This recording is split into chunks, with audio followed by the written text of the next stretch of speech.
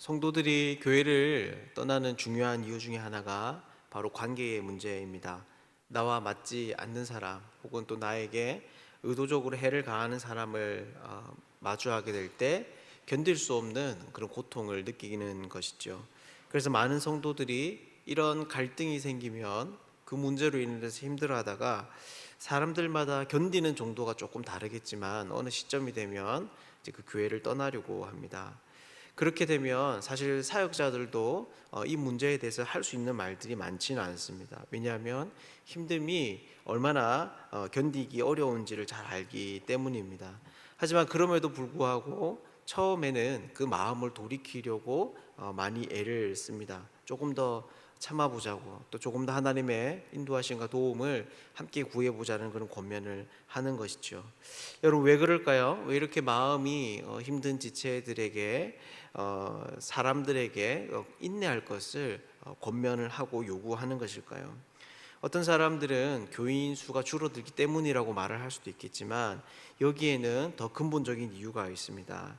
뭐냐면 바로 이런 고난이 사람을 더 온전하게 만들어 간다고 생각하기 때문입니다.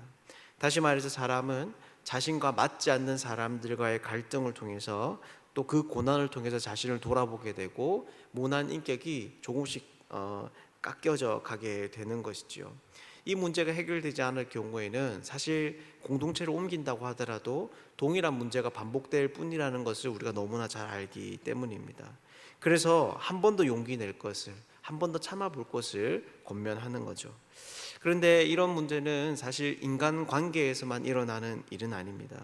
다른 여러 가지 인생에 닥치는 고난도 바로 하나님께서 당신의 백성들을 더욱더 거룩하고 순전하고 온전하게 만들어 가실 수 있는 귀한 도구로 하신다라는 거죠.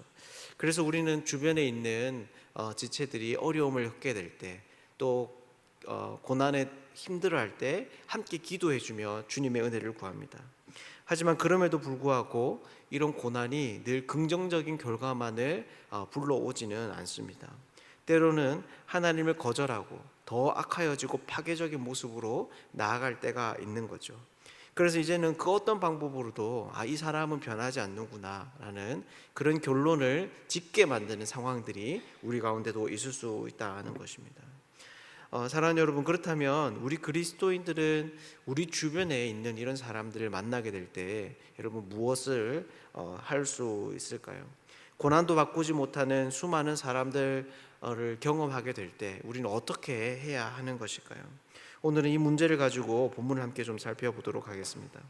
오늘 본문을 다 읽지는 않았지만 그 시작은 느부사라단이라는 사람의 이야기로 시작을 하고 있습니다. 이 사람이 누구냐면 바벨론의 사령관인데 특별히 유다와의 전쟁이 끝나고 난 후 그 백성을 자신의 땅으로 이끌어가는 그런 역할을 맡고 있습니다. 그런데 그때 이 사람의 눈에 들어오는 사람이 있습니다. 누구냐 하면 바로 예레미야입니다. 왜냐하면 오늘 본문 앞을 살펴보면 이 바벨론의 왕 느부갓네살이 유다와의 전쟁에서 승리한 이후에 예레미야가 바벨론의 편에 섰다는 것을 잘 알게 됩니다. 그래서 이 느부사단에게 명령하기를 이 사람을 선대하고 해하지 말라라고 이미 그 전에 이야기를 하는 것이죠. 그래서 이 사령관은 자기가 이끌어가는 포로의 무리 속에 의도치 않은 이 예레미야가 함께 있다는 것을 발견하고는 그를 불러 말을 건넵니다. 그게 바로 3절에서 4절에 나오는 이야기인데요. 핵심은 바로 이런 것입니다. 너희가 이렇게 재난을 당하는 이유는 여호와께 범죄하고 그 목소리를 순종하지 않아서이다라고 하는 것이죠. 만일 너희가 주님의 말씀을 들었다면, 하나님의 법을 따랐다면 지금 이런 비참한 일은 겪지 않아도 될 것이라는 겁니다. 이러한 느부사라단의 말은 이 시점에서 우리에게 중요한 것을 보여줍니다. 바로 이스라엘이 깨닫지 못하는 이 일을 이방인인 그가 알고 있다는 것입니다. 유대인들은 끝까지 받아들이지 않았던 그 말씀을 그들이 천시하던 비유대인이 알고 있는 것이죠. 그래서 이러한 모습은 유대인들이 가지고 있는 고집이 얼마나 대단한지를 우리에게 보여줍니다. 그들은 멸망을 당하는 그 순간까지, 숨이 멎어 넘어가는 그 순간까지 하나님의 말씀을 거절하고 거부하고 있는 것이죠. 이것은 이후 그 땅에 남은 백성들 사이에서도 일어나는 일입니다. 바벨론은 전쟁의 승리 후 사람들을 포로로 잡아가지만 모든 사람들을 다 그렇게 한 것은 아닙니다. 오히려 이 남아있는 땅에 새로운 지도자를 세우고 공동체를 이루도록 하였습니다. 그게 누구냐면 바로 아히감의 아들 그다랴입니다. 이 그다랴는 사실 신앙적으로 뼈대 있는 가문의 사람입니다. 그의 조부 사반이라고 하는 사람은 요시야 왕에게 성전에서 발견한 율법책을 건네주는 역할들을 감당했고, 또 그의 아버지 아히감은 예레미야의 생명을 구원하기 위한 구명운동도 펼친 사람입니다. 그래서 그런지 그는 이미 유다 땅에 권린세를 가지고 있던 기득권과는 크게 결탁을 하려고 하지 않았던 것 같습니다. 그래서 7절을 보면 이 그다랴가 처음 맡아서 다스리는 사람이 누구냐면 남녀와 유아, 바벨론으로 끌려가지 않은 빈민이라고 이야기합니다. 어떻게 보면 평범한 사람도 그 속에 속해서 있었지만 포로로 데리고 가도 사용할 수 없는 쓸모없는 사람들이 사실 그다랴와 함께하던 대부분의 사람이었던 거죠. 하지만 그다랴는 다시 유다를 모으는 중요한 구심점이 됩니다. 그래서 7절을 보면 들에 있는 모든 지휘관과 부하들이 그에게로 몰려들기 시작했다고 합니다. 군사가 될 만한 사람들이 하나 둘씩 그다랴를 중심으로 모이고 있는 것이죠. 또한 이 사람은 상식적인 사람으로 지금 이 유다 공동체가 어떤 이 국제적인 정세 가운데 입장을 취해야 하는지를 분명히 알고 백성들에게 권면합니다. 9절의 내용인데요, 갈대아 사람을 섬기지 말고 섬기는 것을 두려워하지 말고 바벨론 왕을 섬기라라고 이야기를 합니다.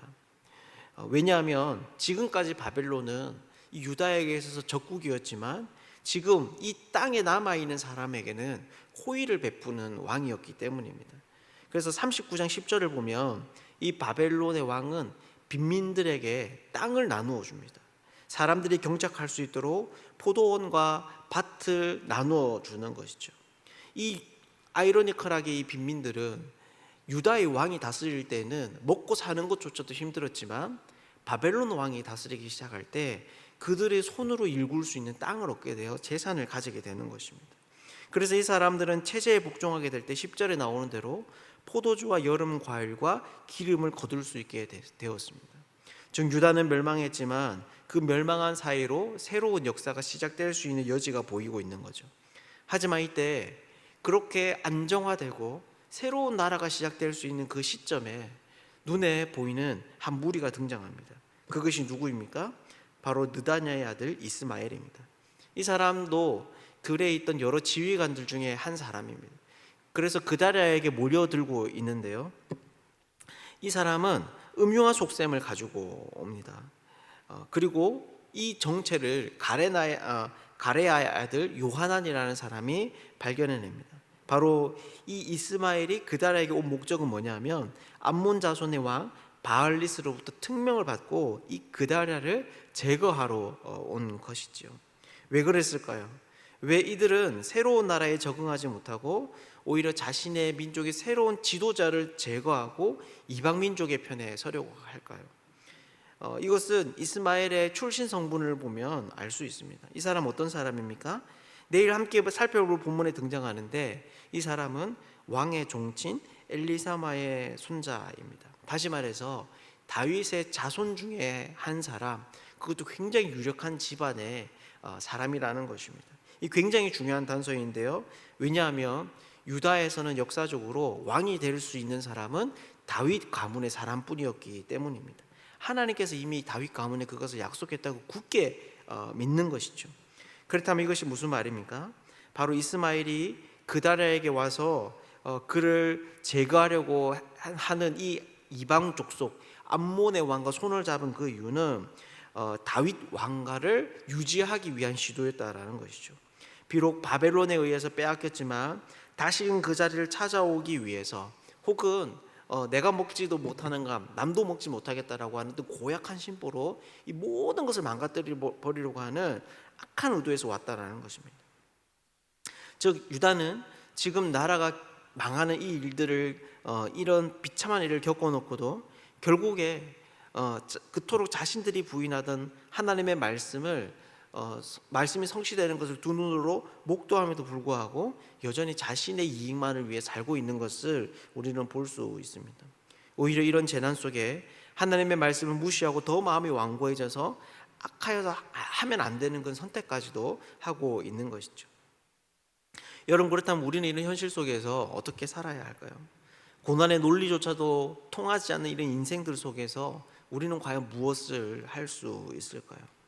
오늘 본문은 이런 상황 속에 예레미야를 통해서 답해주고 있습니다. 예레미야는 지금 어떤 일들을 하고 있습니까? 느부사라다는 예레미야에게 단순히 유다가 멸망할 이유뿐만 아니라 앞으로 그가 무엇을 할 수 있는지를 이야기해 줍니다. 그를 풀어주면서 한 가지는 뭐냐면 그를 풀어주면서 너는 바벨론에 가서 살 수 있다라고 하는 것이죠. 그리고 너가 만약에 바벨론에 간다면 왕이 이미 약속했듯이 내가 너를 선대하겠다라고 이야기를 합니다. 또한 뿐만 아니라 또 다른 선택지에 대해서도 이야기하는데요. 그것은 뭐냐면 너는 유다 땅으로 돌아갈 수 있다라는 겁니다. 다른 여러 가지 곳으로 가도 되는데 그것보다 너는 유다 땅으로 다시 돌아갈 수 있다는 거예요. 그리고 지금 그 유다에는 그다랴라고 하는 새로운 사람이 지도자로 세워졌다고. 네가 만약에 거기로 돌아간다면 그렇게 결정한다면 그것도 나쁜 선택은 아닐 거라고 이야기를 합니다. 그런데 여러분, 이때 예레미야가 무엇을 결정합니까? 사실 예레미야는 이때 바벨론을 선택한다면 그의 인생은 해피엔딩으로 끝날 수 있습니다. 그동안 바를 말을 했음에도 불구하고 인정받지 못하고 외면받았던 그의 삶이 한순간에 보상받는 놀라운 그런 축복을, 우리가 소위 말하는 축복을 경험할 수 있는 거죠. 당시 가장 강력한 나라의 왕을 인정받아서 다른 유대인과는 비교할 수 없는 최고의 부와 권력을 누릴 수 있게 될 수도 있습니다. 하지만 그럼에도 불구하고 그는 자신의 땅 유다로 돌아가기를 결정합니다.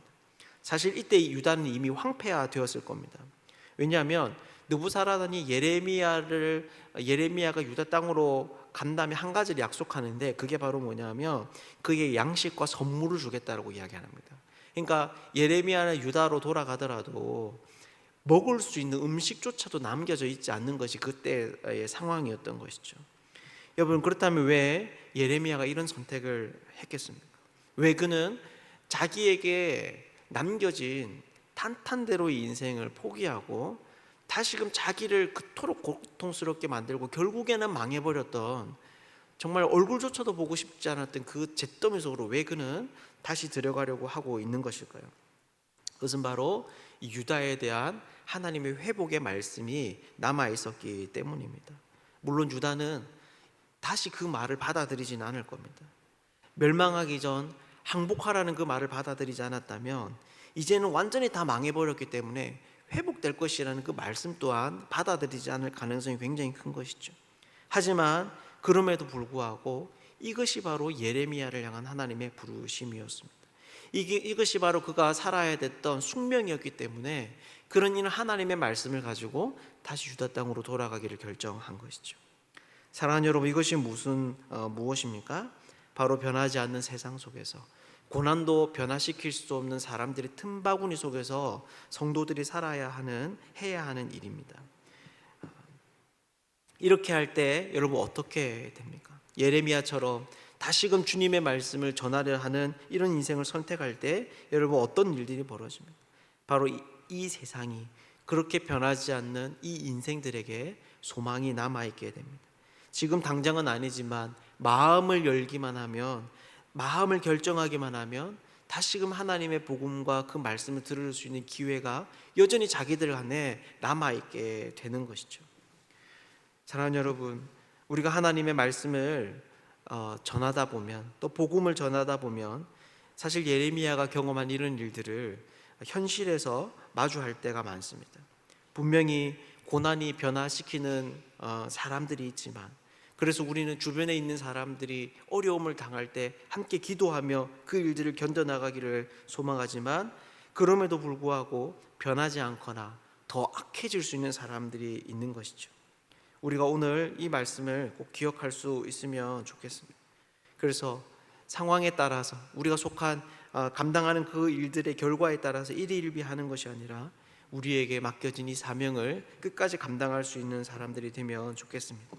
오늘 하루 우리의 삶 가운데도 우리들로 말미암아 절망적인 이 세상이 소망을 잃지 않게 되는 그런 복된 은혜의 역사가 있기를 주님의 이름으로 축복합니다.